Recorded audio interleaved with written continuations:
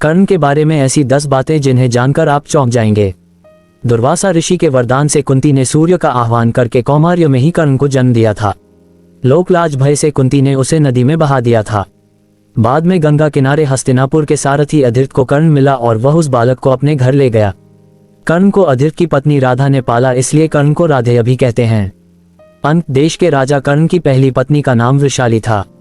वृषाली से उसको वृषसेन, सुषेण, वृषकेत नामक 3 पुत्र मिले। दूसरी सुप्रिया से चित्रसेन, सुशर्मा, प्रसेन, भानुसेन नामक 3 पुत्र मिले। माना जाता है कि सुप्रिया को ही पद्मावती और पुन्नुरुवी भी कहा जाता था।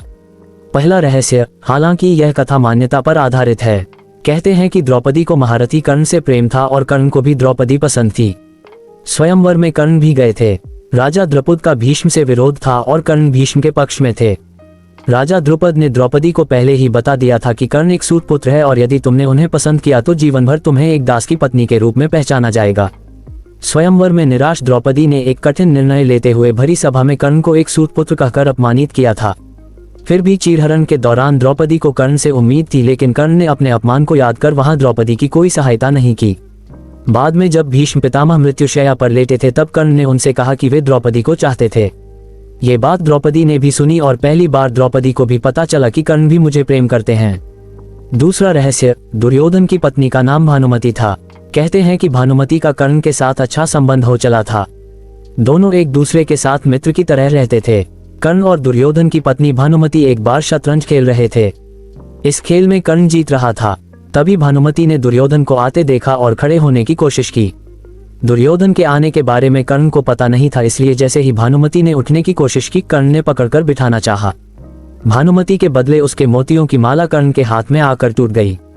दुर्योधन तब तक कमरे में आ चुका था। दुर्योधन को देखकर भानुमति और कर्ण दोनों डर गए कि दुर्योधन को कहीं कुछ गलत शक न हो जाए। परंतु दुर्योधन को कर्ण पर बहुत विश्वास था। उसने सिर्फ इतना कहा कि मोतियों को उठा लें और वह जिस उद्देश्य से आया था उस संबंध में कर्ण से चर्चा करने लगा। इस विश्वास के चलते ही कर्ण गलत समझ लिए जाने से बच गए। तीसरा रहस्य, एक बार कुंती कर्ण के पास गई और उससे पांडवों की ओर से लड़ने का आग्रह करने लगी। कर्ण को मालूम था कि कुंती मेरी माँ है। कुंती के लाख समझाने पर भी कर्ण नहीं माने और कहा कि जिनके साथ मैंने अब तक का अपना सारा जीवन बिताया उसके साथ मैं विश्वासघात नहीं कर सकता। तब कुंती ने कहा कि क्या तुम अपने भाइयों को मारोगे? इस पर कर्ण ने बड़ी ही दुविधा की स्थिति में वचन दिया, माते तुम जानती हो कि कर्ण के यहाँ याचक बनकर आया कोई भी खाली हाथ नहीं जाता, अतः मैं तुम्हें वचन देता हूँ कि अर्जुन को छोड़कर मैं अपने अन्य भाइयों पर शस्त्र नहीं उठाऊंगा। चौथा रहस्य, कर्ण की शक्ति अर्जुन और दुर्योधन से कम नहीं थी। उसके पास इंद्र द्वारा दिया गया अमोघास्त्र था जिसे इंद्र ने कवच और कुंडल के बदले में दिया था। अमोघास्त्र देवे वक्त इंद्र ने कहा था कि तुम इसका प्रयोग एक ही बार कर सकते हो। ये जिस पर भी चलाया जाएगा वह निश्चित ही मारा जाएगा। कर्ण ने इस अमोघास्त्र का प्रयोग उसने दुर्योधन के कहने पर भीमपुत्र घटोत्कच पर किया था, जबकि वह इसका प्रयोग अर्जुन पर करना चाहता था। यह ऐसा अस्त्र था जिसका वार कभी खाली नहीं जा सकता था, लेकिन वरदान अनुसार इसका प्रयोग एक बार ही किया जा सकता था। पांचवा रहस्य, कहते हैं कि भगवान श्री कृष्ण, कर्ण और द्रौपदी के शरीर में समानता थी। कृष्ण की मांसपेशियां मृदु परंतु युद्ध के समय विस्तृत हो जाती थी, इसलिए सामान्यतः लड़कियों के समान दिखने वाला उनका लावण्यमय शरीर युद्ध के समय अत्यंत कठोर दिखाई देने लगता था। यही खासियत द्रौपदी और कर्ण के शरीर में भी थी। इसका मतलब ये कि ये तीनों लोग वक्त के साथ अपने शरीर को कोमल या कठोरतम बना लेते थे। छठा रहस्य, किंवदंती है कि एक बार कर्ण ने अपना यौवन ही दान दे दिया था। कथा अनुसार एक बार की बात है, दुर्योधन के महल पर भगवान नारायण स्वयं विप्र के वेश में पधारे और दुर्योधन के भिक्षा मांगने लगे। दुर्योधन के द्वार पर आकर एक विप्र ने अलग जगाए, नारायण हरि भिक्षा देही। दुर्योधन ने स्वर्ण आदि देकर विप्र का सम्मान करना चाहा तो विप्र ने कहा, राजन मुझे ये सब नहीं चाहिए। दुर्योधन ने आश्चर्य से पूछा, तो फिर महाराज कैसे पधारे? विप्र ने कहा, मैं अपनी वृद्धावस्था से दुखी हूँ। मैं चारों धाम की यात्रा करना चाहता हूँ, जो युवावस्था के स्वस्थ शरीर के बिना संभव नहीं है, इसलिए यदि आप मुझे दान देना चाहते हैं तो यौवन दान दीजिए। दुर्योधन बोला, भगवान मेरे यौवन पर मेरी सहधर्मिणी का अधिकार है, आज्ञा हो तो उनसे पूछाऊं। विप्र ने सिर हिला दिया। दुर्योधन अंतःपुर में गया और मुंह लटकाए लौट आया।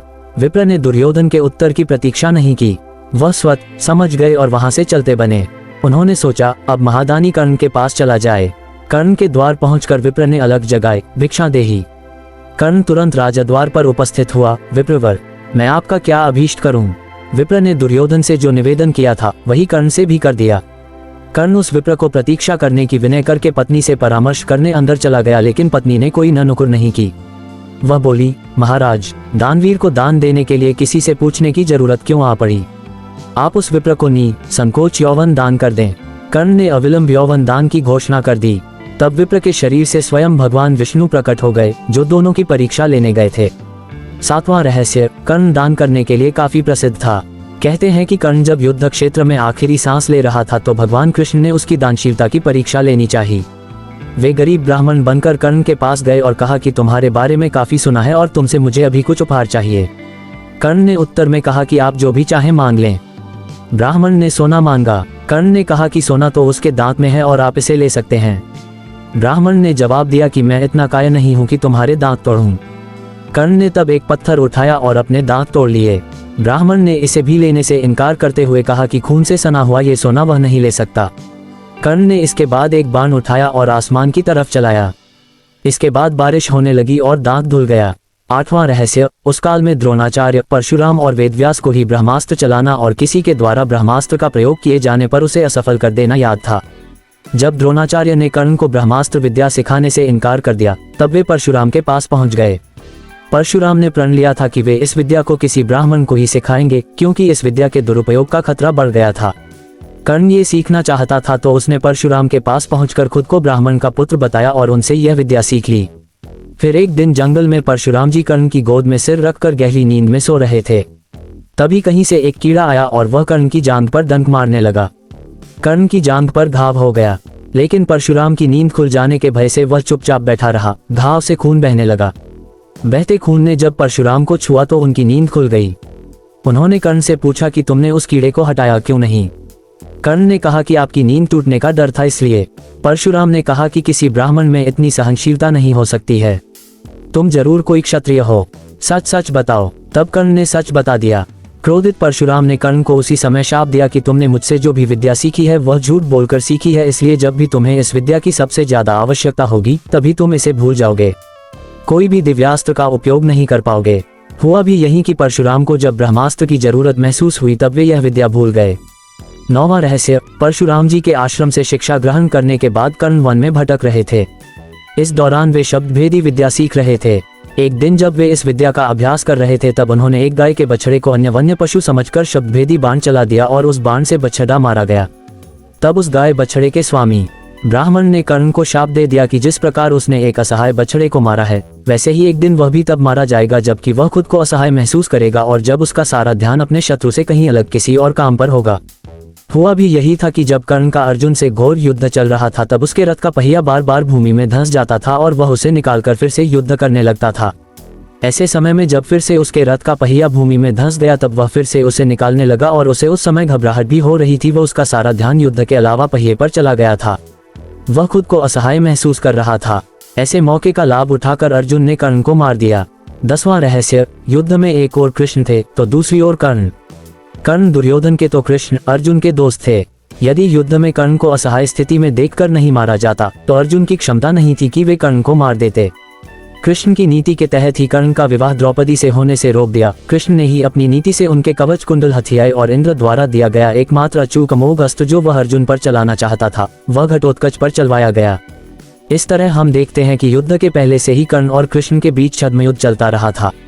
वो कृष्ण ही थे जिन्होंने एन वक्त पर नीति के तहत ही कर्ण को ये बताया था कि कुंती तुम्हारी माँ है। लेकिन युधिष्ठिर और अर्जुन को इस बात का ज्ञात नहीं था कि कर्ण हमारा बड़ा भाई है। यदि युधिष्ठिर को ये पता चलता कि कर्ण मेरा बड़ा भाई है तो वह राजपाट की लड़ाई नहीं लड़ते बल्कि कर्ण को ही राजा बनाने की लड़ाई लड़ते।